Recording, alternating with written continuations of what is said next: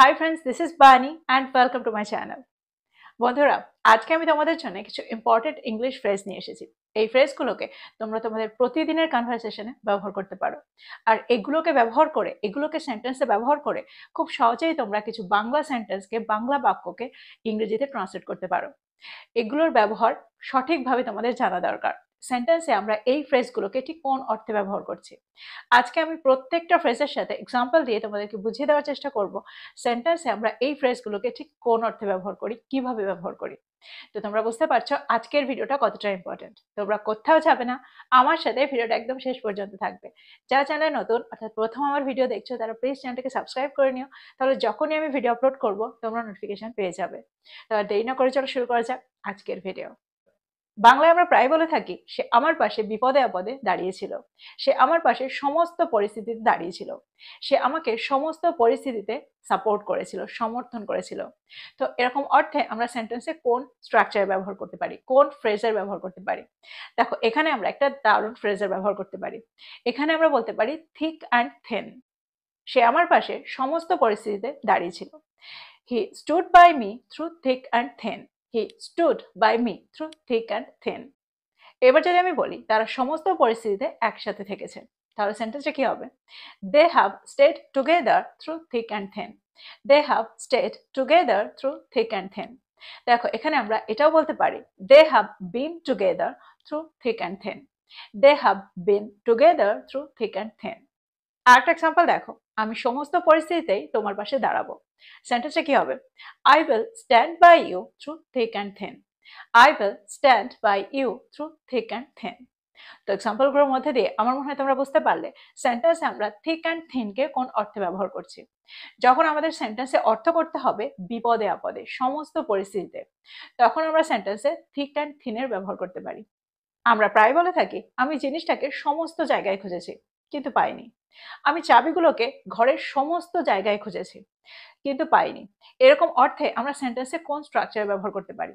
সমস্ত জায়গায় খুঁজে দেখা। এরকম অর্থে আমরা সেন্টেন্সে এভরিওয়্যার ব্যবহার করে থাকি, কিন্তু এখানে আমরা একটা দারুণ ফ্রেজের ব্যবহার করতে পারি। তো আমাদের মনে প্রশ্ন আসতে পারে যে যখন আমরা এভরিওয়্যারের ব্যবহার সেন্টেন্সে করতে পারি, তাহলে আমরা এই ফ্রেজটা কেন শিখবো? দেখো তোমাদের সামনে যদি কেউ এই ফ্রেজটার ব্যবহার করে, তাহলে তোমাদের জানা দরকার যে এই ফ্রেজটার অ্যাকচুয়াল অর্থ কি। তো ঠিক সেই কারণে এই ফ্রেজটার ব্যবহার তোমাদের জানা দরকার। আর সেন্টেন্সে যখন তোমরা এরকম ফ্রেজের ব্যবহার করবে, তখন সেন্টেন্সটাও আরেকটু অ্যাডভান্সড হয়ে যায়। তো এখানে আমরা ব্যবহার করতে পারি high and low. High and low. Example দেখো, সেন্টেন্সে আমরা এই দারুণ ফ্রেজটাকে কি করে ব্যবহার করছি। আমি আমার চাবিগুলো সমস্ত জায়গায় খুঁজেছিলাম। I searched high and low for my case. I searched high and low for my case. এবার যদি আমি বলি সে তার হারানো আংটিটা সমস্ত জায়গায় খুঁজেছিল, তাহলে সেন্টেন্সটা কি হবে? She looked high and low for her lost ring. She looked high and low for her lost ring. আরেকটা এক্সাম্পল দেখো, তারা হারানো ফাইলটা সমস্ত জায়গায় খুঁজেছিল। They searched high and low for their missing file. They searched high and low for their missing file. তো এক্সাম্পলগুলোর মধ্যে দিয়ে আমার মনে হয় তোমরা বুঝতে পারছো সেন্টেন্সে আমরা হাই অ্যান্ড লোকে কোন অর্থে ব্যবহার করছি। যখন আমরা কোনো জিনিস খুঁজবো আর সেখানে আমরা হাই অ্যান্ড লো এর ব্যবহার করব, তখন আমরা খুব সহজে এবার বুঝতে পারবো যে এর অর্থ হলো সমস্ত জায়গায় খুঁজে দেখা। এরকম অর্থে আমরা সেন্টেন্সে এই ফ্রেজটার ব্যবহার করতে পারি। এবার আমরা দেখবো এর পরের ফ্রেজটা। আমরা প্রায় বলে থাকি মাথা থেকে পা পর্যন্ত। সে বৃষ্টিতে মাথা থেকে পা পর্যন্ত পুরোটাই ভিজে গিয়েছিল। সে ড্রেসটাতে মাথা থেকে পা পর্যন্ত সুন্দর লাগছিল। সে পুরো শরীরটাতে মাথা থেকে পা পর্যন্ত কালো পোশাক পরেছিল। তো এরকম অর্থে আমরা সেন্টেন্সে কোন ফ্রেজার ব্যবহার করতে পারি? দেখো এখানে আমরা বলতে পারি head to toe. Head to toe. আমার মনে হয় এই ফ্রেজটার ব্যবহার তোমরা হতে শুনেছো এর আগেও। এখন দেখো এই ফ্রেজটাকে আমরা সঠিকভাবে সেন্টেন্সে কি করে ব্যবহার করতে পারি। সে মাথা থেকে পা পর্যন্ত কাদায় ঢাকা ছিল। She was covered in mud from head to toe. She was covered in mud from head to toe. আরেকটা এক্সাম্পল দেখো, সে মাথা থেকে পা পর্যন্ত কালো পোশাক পরা ছিল।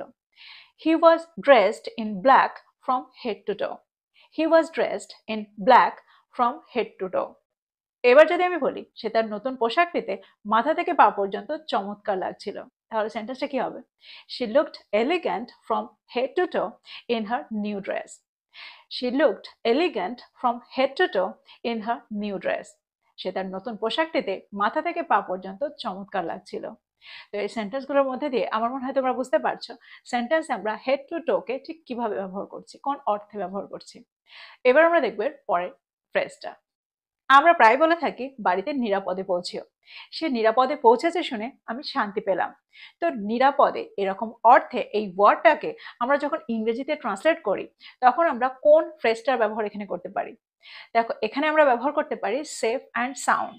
সেফ অ্যান্ড সাউন্ড আমরা প্রায় এই ফ্রেজটার ব্যবহার সেন্টেন্সে হতে শুনি। দেখো, সেফ অ্যান্ড সাউন্ডের সম্পূর্ণ অর্থ হলো নিরাপদে এবং সুস্থভাবে, কিন্তু আমরা সেন্টেন্সের শুধু নিরাপদে এরকম অর্থেও সেফ অ্যান্ড সাউন্ডের ব্যবহার করে থাকি। বাংলায় আমরা এভাবে বলি না যে নিরাপদে এবং সুস্থভাবে সে পৌঁছেছে, এরকমটা না বলে যখন আমরা বলবো নিরাপদে পৌঁছেও বা সে নিরাপদে পৌঁছেছে, তখন আমরা সেন্টেন্সের সেফ অ্যান্ড সাউন্ডের ব্যবহারই করে থাকি। এক্সাম্পল দেখো, সে নিরাপদে বাড়িতে পৌঁছেছিল। She arrived home safe and sound. She arrived home safe and sound.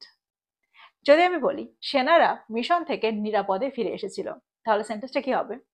The soldiers returned safe and sound from the mission. The soldiers returned safe and sound from the mission. আরেকটা example দেখো, বিড়ালটি হারিয়ে যাওয়ার পরে নিরাপদে বাড়িতে ফিরে এসেছিল। সেন্টেন্সটা কি হবে? The cat came back home safe and sound after being lost. The cat came back home safe and sound after being lost. তো এক্সাম্পলগুলোর মধ্যে দিয়ে আমার মনে হয় সেফ অ্যান্ড সাউন্ডের ব্যবহারটা তোমরা বুঝতে পেরেছো। সেন্টেন্সে আমরা কোন অর্থে এই ফ্রেজটার ব্যবহার করছি? নিরাপদে পৌঁছে যাওয়া, নিরাপদে বাড়িতে এসেছিল, এরকম অর্থে আমরা সেন্টেন্সে এই ফ্রেজটার ব্যবহার করে থাকি। এবার আমরা দেখবো এর পরের ফ্রেজটা। আমরা প্রায় সেন্টেন্সে হাসল অ্যান্ড বাসলের ব্যবহার হতে শুনি। তো এটাকে, এই ফ্রেজটাকে আমরা কোন অর্থে ব্যবহার করছি? দেখো, এটাকে যখন আমরা সেন্টেন্সে ব্যবহার করব তখন আমরা অর্থ করতে চাইবো কোলাহল এবং ব্যস্ততা বা হইচই এবং ব্যস্ততা। আমরা প্রায় বলে থাকি শহরের হইচই আর কোলাহল বা কোলাহল আর ব্যস্ততা আর নিতে পারছি না। তো এরকম অর্থে আমরা সেন্টেন্সে এই ফ্রেজটার ব্যবহার করতে পারি। এক্সাম্পল দেখো, আমি শহরের কোলাহল এবং ব্যস্ততা পছন্দ করি না। I don't like hustle and bustle of the city. I don't like hustle and bustle of the city. আরেকটা এক্সাম্পল দেখো, সে তার চারপাশের কোলাহল এবং ব্যস্ততার কারণে মনোযোগ দিতে পারছে না। বা আমরা এটাও বলতে পারি সে তার চারপাশের হইচই এবং ব্যস্ততার কারণে মনোযোগ দিতে পারছে না। সেন্টেন্সটা কি হবে? He can't concentrate due to the hustle and bustle around him.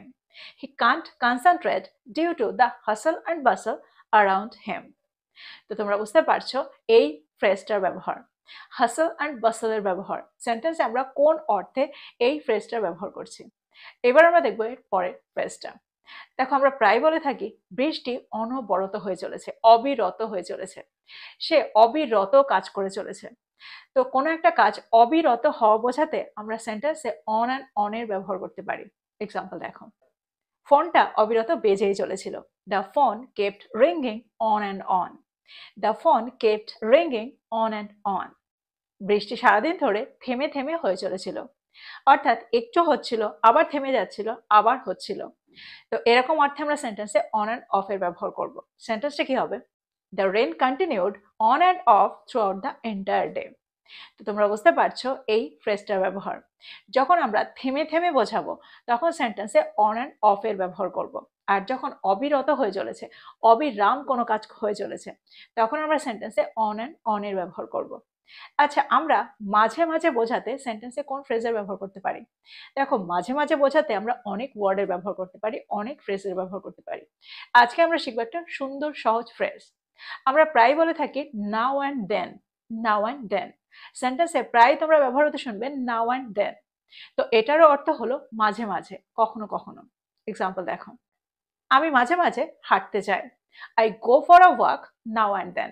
I go for a walk now and then.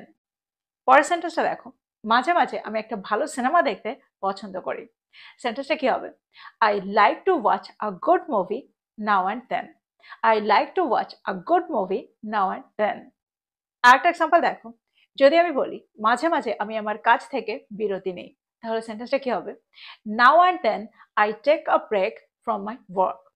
Now and then I take a break from my work. দেখো সেন্টেন্সে যখন আমরা নাও অ্যান্ড দেনকে শুরুতে রাখবো, তারপরে লেখার ক্ষেত্রে আমরা একটা কমার ব্যবহার সেন্টেন্সে করব। আর সেন্টেন্সের শেষেও আমরা এই ফ্রেজটা ব্যবহার করে থাকি। এই সেন্টেন্সে যদি আমরা শেষে এই ফ্রেজটা ব্যবহার করতাম, তাহলে সেন্টেন্সটা কি হতো? I take a break from my work now and then. I take a break from my work now and then. এবার যে ফ্রেজটা আমরা দেখবো সেটা হলো pick and choose. Pick and choose, যার অর্থ হলো বেছে নেওয়া। আমরা প্রায় বলে থাকি এই ক্ষেত্রে আমি বেছে নিতে পছন্দ করি। পোশাক কেনার সময় আমি খুব বেছে বেছে পোশাক কিনি। তো এরকম অর্থে আমরা সেন্টেন্সে পিক অ্যান্ড চুজ এর ব্যবহার করে থাকি। সেন্টেন্স দেখো, সেন্টেন্সে আমরা এই ফ্রেজটাকে কি করে ব্যবহার করছি। এক্সাম্পল দেখো, সে শুধুমাত্র ব্র্যান্ডেড পোশাক বেছে নিতে পছন্দ করে। সেন্টেন্সটা কি হবে? He likes to pick and choose only branded clothes. He likes to pick and choose only branded clothes.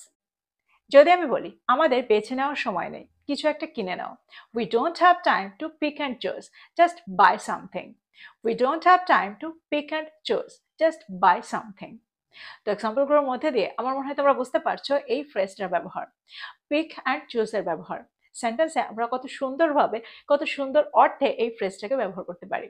তোমরাও এই ফ্রেজগুলোকে নোট ডাউন করো আর এগুলো দিয়ে সেন্টেন্স তৈরি করো। এই প্রত্যেকটা ফ্রেজ কিন্তু খুবই ইউজফুল। প্রত্যেকটা ফ্রেজকে আমরা আমাদের কনভারসেশনে ব্যবহার করতে পারি, আর এগুলোকে ব্যবহার করে আমাদের সেন্টেন্সটাকে একটু অ্যাডভান্সড করে তুলতে পারি, আমাদের সেন্টেন্সগুলোকে একটু অ্যাডভান্সড করে তুলতে পারি। সেন্টেন্সগুলো যখন আমাদের অ্যাডভান্সড হবে, তখন আমাদের কনভারসেশনটাও আরেকটু অ্যাডভান্সড হয়ে উঠবে। তো প্রত্যেকটাকে নোট ডাউন করো আর এগুলো দিয়ে সেন্টেন্স তৈরি করো। তো এই ছিল আজকের টপিক, এই ছিল আজকের ভিডিও। ভিডিওটা ভালো লাগলে লাইক করতে ভুলে যেও না, বন্ধুদেরকে শেয়ার করো যারা ইংরেজি শিখছে। So this is all about today. I will be back with another video. Till then, take care. Thank you for watching this video. Bye bye.